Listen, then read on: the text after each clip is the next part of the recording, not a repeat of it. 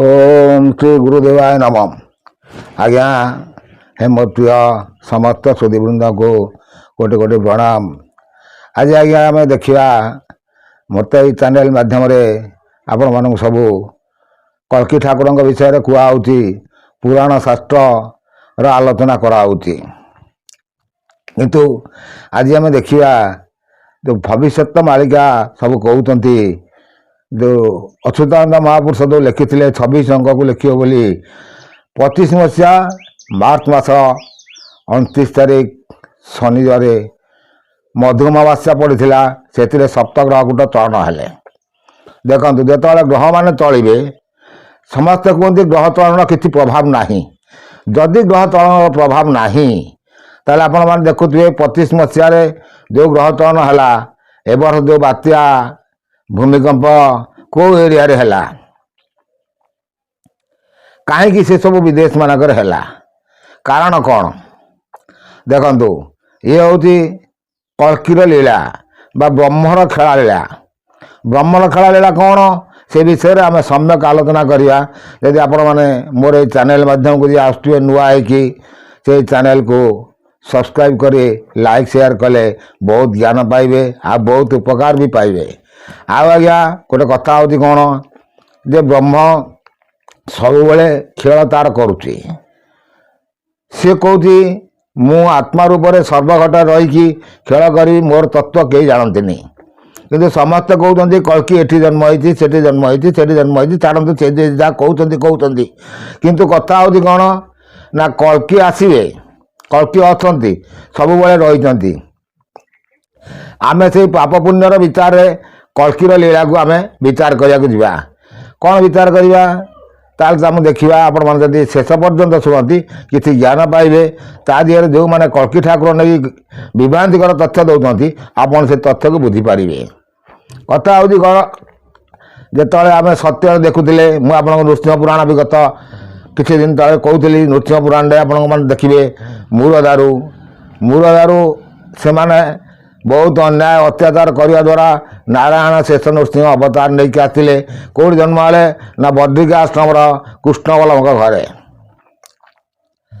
माँ भगवती कूल से जन्म है शेष आ नृसिंह दुई भाई किंतु तांकर जो लीला खेला कला जो मूरदारू कौन कले मूरदारू जो आपण मान कहीकि आसती सबूर लीलार मूल पिंड हूँ जड़े सी हूँ कारणर कर्ता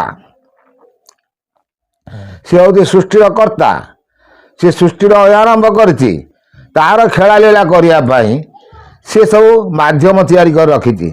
आपण मैंने देखुए मीन शनि भोग है मीन शनि भोग हेले आद्य प्रांते शनिर घात आद्य प्रांत शनिर घात मान मीन शनि जो मीन राशि के आसो शनि जो मीन राशि चलो से 7.5 वर्ष शनि जो राशि चलो 7.5 वर्ष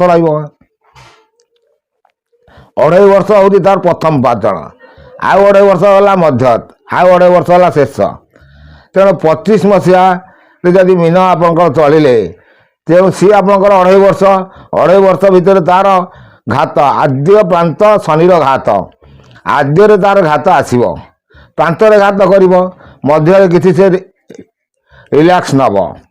तेणु आमर ये कथा हूँ कौन हूँ कथा ना ये जो देश विदेश जो भूमिकंप हो बात्या हो जहाँ कि हूँ सबू से ग्रहर प्रभाव हो म्लेच्छ गौ माने आमर जयदेव लिखी जाती म्लेच्छव निधने कलयसी करवाणं धूमकेतुम इव किमपि राणं केशव दूत कल्की शरीर जय जगदीश हरे।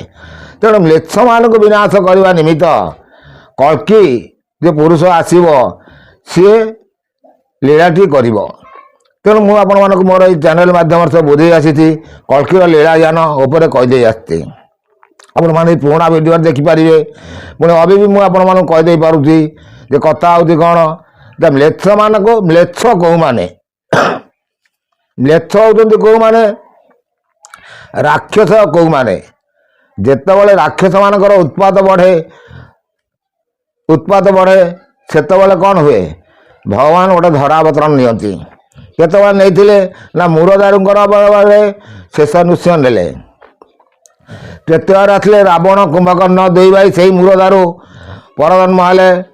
ରାବଣ କୁମ୍ଭକର୍ଣ୍ଣ ତାଙ୍କର ଉତ୍ପାତରେ ରାମଙ୍କର ଜନ୍ମ ହେଲା ନା ନାହିଁ ଆଜ୍ଞା। ଦ୍ୱାପରରେ କଂସକେଶୀ ତାଙ୍କର ଉତ୍ପାତରେ ପୁଣି କୃଷ୍ଣଙ୍କର ଜନ୍ମ ହେଲା। ତେଣୁ ଇଏ ଯେଉଁ ଲୀଳା ସବୁ ସେ ରଖିଛନ୍ତି, ଏ ଯେଉଁ ଲୀଳାକୁ ସେ ଖେଳା ଲୀଳା କରନ୍ତି କ'ଣ ପାଇଁ କରନ୍ତି? ସେ କ'ଣ ସାମାନ୍ୟ ଆପଣ ଯେଉଁ ଦେଖୁଥିବେ ଏଇ କେତେ ବର୍ଷ ହେଲା ଗୋଟେ ଗୋଟେ ଯୁଗ ରାବଣ 56 ଘଣ୍ଟା ଯୁଗକୁ ଭୋଗ କରିଗଲେ, କିନ୍ତୁ 52 ଘଣ୍ଟା 4 ଘଣ୍ଟା ଯୁଗ ସେ ଭୋଗ କଲା। 52 ଘଣ୍ଟା ଯୁଗ ତାର ଖତ ଖାଇଗଲା। କାହିଁକି ଆଜ୍ଞା? କଥା ହେଉଛି କ'ଣ ନା ପାପର ବାର ଯେତେବେଳେ ବଢ଼ିବ, ଅତିରିକ୍ତ ବଢ଼ିଲା ପରେ ଏଇ ଠାକୁର ଆସିବେ। ତେଣୁ ପାପର ବାର ସେମିତି ଅବିକା ଆମର ଏ ଯେଉଁ ଧର୍ମ ଉପରେ ଚାଲିଛନ୍ତି ସବୁ ଦେଖିବେ ଆପଣ, ପୃଥିବୀର ସାରା ପୃଥିବୀ ଉପରେ ହିନ୍ଦୁ ଧର୍ମ ଉପରେ ଆଟାକ୍ କରାହେଉଛି। ଆପଣମାନେ ଦେଖୁଥିବେ ଗତ କିଛି ଦିନ ତଳେ ବାଂଲାଦେଶ ଯେଉଁଭଳି ପରିସ୍ଥିତି କରୁଛି, ପାକିସ୍ତାନ ଯେଉଁଭଳି ପରିସ୍ଥିତି କରୁଛି, ଆଉ ଆମେରିକା ଯେଉଁଭଳି ମନ୍ତବ୍ୟ ଦେଲା ହିନ୍ଦୁମାନଙ୍କ ଉପରେ ଆପଣମାନେ ଶୁଣିପାରୁଥିବେ। ସବୁ ତ ଆଜିକାଲି ମିଡ଼ିଆ ହେଲେ ନ୍ୟୁଜ୍ ଚ୍ୟାନେଲ୍। ସେତେବେଳେ ଆଜ୍ଞା ନାରଦ ଥିଲା ମିଡ଼ିଆ, ସିଏ ସବୁ ଖବର ଦେଉଥିଲା। କିନ୍ତୁ ଏ ଯୁଗରେ ମିଡ଼ିଆ ମାନେ ହେଲେ ନାରଦ ସଦୃଶ। ତେଣୁ ସିଏ ସବୁ ଖବର ପହଞ୍ଚି ପାରୁଛନ୍ତି। ତେଣୁ ଇଏ ଯେଉଁ ଯୁଗ ବି ଚାଲିଛି, ଏ ଯୁଗରେ ଯେତେବେଳେ ଅତିରିକ୍ତ ହିନ୍ଦୁମାନଙ୍କ ଉପରେ ଅତ୍ୟାଚାର ବଢ଼ି ବଢ଼ି ଚାଲୁଛି, କେଉଁମାନେ କରୁଛନ୍ତି? ସେଇ ମୁସଲିମ୍ ଜାତିର ଲୋକମାନେ କରୁଛନ୍ତି। ମୁସଲିମ୍ ମାନେ କେଉଁ ଜାତିରେ ରହିଲେ? ଦେଖନ୍ତୁ, ଆଗେ ରାକ୍ଷସମାନେ ମଦ ମାଂସରେ ସବୁବେଳେ ବୁଡ଼ିକି ରହୁଥିଲେ, ଐଶ୍ୱର୍ଯ୍ୟ ଜୀବନଯାପନ କରିକି ଖେଳ ଲୀଳା କରିକି ମୁନି ଋଷିମାନଙ୍କୁ ସେ ମାରୁଥିଲେ। କାହିଁକି ନା ତମେ ବିଷ୍ଣୁଙ୍କୁ ପୂଜା କର ନାହିଁ। ଏଇ ତ ହେଲା କଥା ନା, ଆଉ କ'ଣ ଆଜ୍ଞା? ତେଣୁ ଅବିକା ଏ ଯୁଗରେ ମୁସଲିମ ମାନେ କ'ଣ କରୁଛନ୍ତି ନା ହିନ୍ଦୁମାନଙ୍କୁ ଆକ୍ରମଣ କରୁଛନ୍ତି। ତମେ ବିଷ୍ଣୁ ପୂଜା କରୁଛ, ଆମେ ନିରାକାର ପୂଜା କରୁଛୁ। ସେମାନେ ଗୋହତ୍ୟା କରିକି ଖାଉଛନ୍ତି। ଗୋହତ୍ୟା ଗୋଟେ କରିବା ପାଇଁ ଆଜ୍ଞା ଦେଖନ୍ତୁ, ତାଙ୍କ କୋରାନରେ ନାହିଁ ଗୋହତ୍ୟା, କିନ୍ତୁ ଜବରଦସ୍ତି କରି ସେମାନେ କରୁଛନ୍ତି। କିନ୍ତୁ ଆମ ଭାରତର ସମ୍ବିଧାନ ହିସାବରେ ଗୋହତ୍ୟାର ଆଇନରେ ନାହିଁ। କିନ୍ତୁ ଭାରତର ନେତା ମନ୍ତ୍ରୀମାନେ କ'ଣ କରୁଛନ୍ତି? ସେ ଆଇନକି ପ୍ରଣୟନ କରୁଛନ୍ତି କି? କରୁନାହାନ୍ତି। ତେଣୁ ସେ ଆଇନ ଯଦି ପ୍ରଣୟନ ହୁଅନ୍ତା, ତାହେଲେ ଭାରତରେ ଗୋହତ୍ୟା ନଥାନ୍ତା। ତାହେଲେ ଭାରତରେ ଯେଉଁ ମ୍ଲେଚ୍ଛ ସୃଷ୍ଟି ହେଉଛନ୍ତି ସେ ହୁଅନ୍ତେ କି? ଆପଣମାନେ ଦେଖୁଥିବେ ପାକିସ୍ତାନ ହେଉ ବା ଯେକୌଣସି ମୁସଲିମ କଣ୍ଟ୍ରି ହେଉ, ଅଚ୍ୟୁତାନନ୍ଦ ସେଇପାଇଁ ଲେଖିଛନ୍ତି 53ଟା ମୁସଲିମ ଦେଶ ଭାରତ ଉପରେ ଆଟାକ୍ କରିବେ। ସେମାନେ ଆଟାକ୍ କରିଛନ୍ତି, କରିକି ଯାଇଛନ୍ତି। ସେ ସମୟ ଅତିବାହିତ ହେଇଯାଇଛି, ଆଉ ବି ସେ ସମୟ ନାହିଁ। କାରଣ ସେ ଲେଖିଛନ୍ତି, ଆମେ ଅଚ୍ୟୁତାନନ୍ଦଙ୍କ ଉପରେ ଆଲୋଚନା କରିବା ପାଇଁ ଯିବା, ସେ ତାଙ୍କର ଶେଷ ଜୀବନରେ ଯାହା ଲେଖିଦେଇ ଯାଇଛନ୍ତି, ଯାହା କିଛି କରିଛନ୍ତି, ସେ ସତ୍ୟତାରେ ପ୍ରତିପାଦନ ହେବ, ଆଉ ନିଶ୍ଚିତ ହେବ।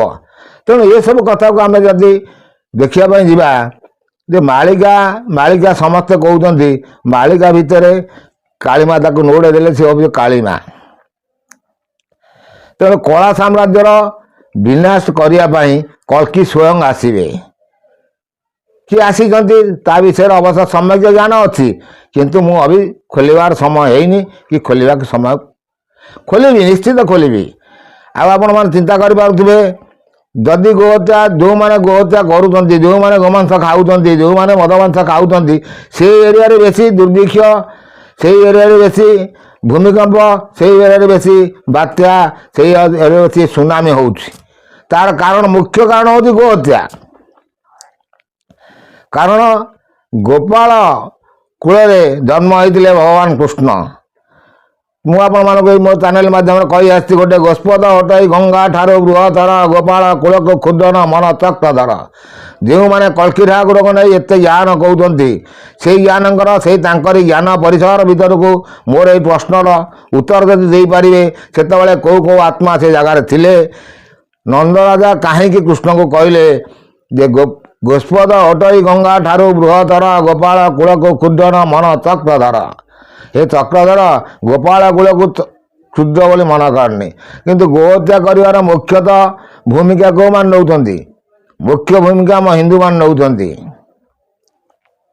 ଆପଣମାନେ ଗାଈ ପାଳିଲେ, ଗୋମାତା ଠାରୁ କ୍ଷୀର ନେଲେ, ବେପାର କଲେ, ସଂସାର ଚଳେଇଲେ, ସବୁକିଛି କଲେ, କିନ୍ତୁ ତାଙ୍କୁ ପରିଶେଷରେ ଯବନକୁ ବିକିଦେଲେ। କ'ଣ ପାଇଁ? ସେମାନେ ବ୍ୟବସାୟ କରୁଛନ୍ତି, କିଣିଲେ। ଦୋଷ କାହାର? ବିକିଲା ବାଲାର ଦୋଷ, କିଣିଲା ବାଲାର କ'ଣ ଦୋଷ ଅଛି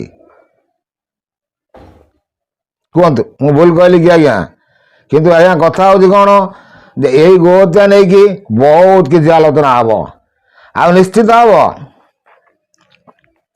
ପ୍ରଥମେ ଓଡ଼ିଶାରୁ ଗୋହତ୍ୟା ବନ୍ଦ କରାଯିବ, ଆଉ ଯଦି ବନ୍ଦ ନ ହେବ ଓଡ଼ିଶାର ବହୁତ କ୍ଷୟକ୍ଷତି ଆସିବ। ହୁଏତ କାହାକୁ ଭଲ ଲାଗିପାରେ, କେହି ବି ଜିଦି କରିପାରନ୍ତି, କିନ୍ତୁ ଜିଦି ନେଲେ କିଛି ଲାଭ ହେବନି। କାରଣ ଯିଏ କଳ୍କି ପୁରୁଷ ଜନ୍ମ ହେଇଥିବ ସିଏ ତା ଘରେ ବସିଥିବ, ସିଏ ତାର ରିମୋଟ୍ ସବୁ ଦେଖୁଥିବ। ଛାଡ଼ନ୍ତୁ, ଆମେ ତ ସେ ବିଷୟରେ ଦେଖିବା। ଶନିଙ୍କର ଯେଉଁ ଚଳନରେ ଗ୍ରହର ଯେଉଁ ପ୍ରଭାବ କହୁଛନ୍ତି ବୈଜ୍ଞାନିକମାନେ, ଗ୍ରହ ବୋଲି କିଛି ନାହିଁ। ଯଦି ନାହିଁ ନବଗ୍ରହ ଯେଉଁ ଆପଣ ଯେଉଁ ଦେଉଛନ୍ତି ସବୁ ସ୍ପଷ୍ଟ ଚିତ୍ର ଗୁଡ଼ିକ ଦେଉଛନ୍ତି, ଚନ୍ଦ୍ର ହୁଅନ୍ତୁ ବା ଆପଣଙ୍କର ମଙ୍ଗଳ ଗ୍ରହ ହୁଅନ୍ତୁ ବା ଶନି ଗ୍ରହ ହୁଅନ୍ତୁ ବା ଶୁକ୍ର ଗ୍ରହ ହୁଅନ୍ତୁ, ବୃହସ୍ପତି ହୁଅନ୍ତୁ, ଯେଉଁମାନଙ୍କର ଗ୍ରହ ଚିତ୍ର ଦେଉଛନ୍ତି, କେଉଁଠୁ ଆଣୁଛ? ତାଙ୍କୁ କିଏ ରଖିଲେ ସେଠି? ସେ ପ୍ରଶ୍ନର ଉତ୍ତର କିଏ ଦେବ? ଆରେ ତାକୁ ଟିକେ ବସି ଚିନ୍ତା କରି ଦେଖ। କେହି ନା କେହି ଜଣେ କର୍ତ୍ତା ଅଛି। ସେ କର୍ତ୍ତା ସବୁକିଛି କରୁଛି ଆଉ ସବୁକିଛି ଦେଖୁଛି। ମୁଁ ଆପଣମାନଙ୍କୁ ମୋର ଏଇ ଚ୍ୟାନେଲ ମାଧ୍ୟମରେ କହି ଆସିଛି, ଥାଇ ରୂପରେ ସେ ଆପଣଙ୍କ ଦେହରେ ରହିଛି, ସର୍ବ ପାପ ସବୁ କରୁଛି। ପୁଣି ଆପଣଙ୍କ ମୁଁ ଚାହୁଁନି ବେଶୀ ବଡ଼ ବଡ଼ ଭିଡ଼ିଓ କରିବା ପାଇଁ। କଳ୍କି ନାରାୟଣଙ୍କ ଉପରେ ଯେଉଁମାନେ ବିଭ୍ରାନ୍ତିକର ତଥ୍ୟ ଦେଉଛନ୍ତି, ସେମାନେ ଆସ୍ତେ ଆସ୍ତେ ସାଇଜ୍ ହେଇ ଆସିଯିବେ। ଧର ଆପଣମାନେ ଶୁଣିଲେ ଏହା କଥା, ଆସନ୍ତା 2 ବର୍ଷ ଯେଉଁ ମୀନ ଶନି ଭୋଗ ହେଲା, ଆପଣଙ୍କର 2.5 ବର୍ଷ ଭିତରେ ବହୁତ କିଛି କ୍ଷତି ଆସିବ।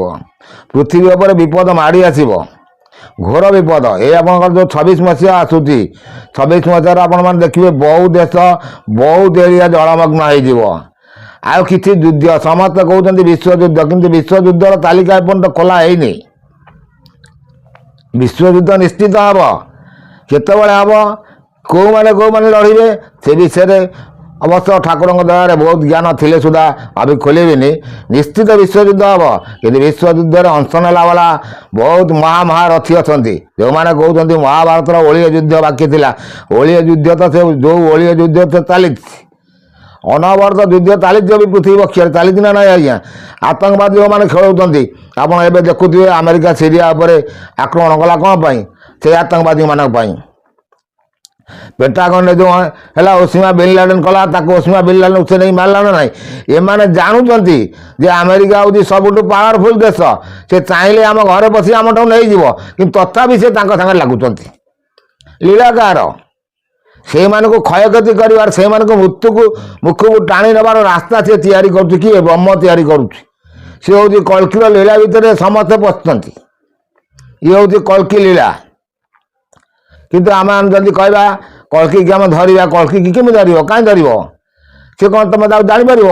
ସେ ତା ଘରେ ବସିଥିବ, ସେ ତାର ସବୁ କରୁଥିବ, ସେ ସବୁ ଦେଖୁଥିବ, ସବୁ ଜାଣୁଥିବ, ସବୁ ଜ୍ଞାନ ଥିବ ତା ପାଖରେ। କେଉଁ ଦେଶ ସାଙ୍ଗରେ କେଉଁ ଦେଶକୁ ଲଢ଼େଇ କଲେ କେଉଁ କଣ୍ଟାକୁ କେଉଁ କଣ୍ଟାରେ କଡ଼ା ହେବ, ତାର ଚରିତ୍ର ସିଏ ଜାଣିଥିବ। ଆପଣମାନେ ଦେଖୁଥିବେ ବାଂଲାଦେଶ ଏଇ ଅଳ୍ପ ଦିନ ତଳେ ବାଂଲାଦେଶ ଯେଉଁଭଳି ପରିସ୍ଥିତି ସୃଷ୍ଟି କଲା, ଭାରତ ଉପରକୁ ଆକ୍ରମଣ କରିବା ପାଇଁ ଚିନ୍ତାଧାରା କରୁଛି, ରୁଷ ତାକୁ ସାଙ୍ଗେ ସାଙ୍ଗେ ଚେତାବନୀ ଦେଇଦେଲା। ଚିତ୍ର ପିଲା ବଡ଼ ଘଣ୍ଟା କିଏ? ରୁଷ। ଇଏ ଛୋଟ ଘଣ୍ଟା।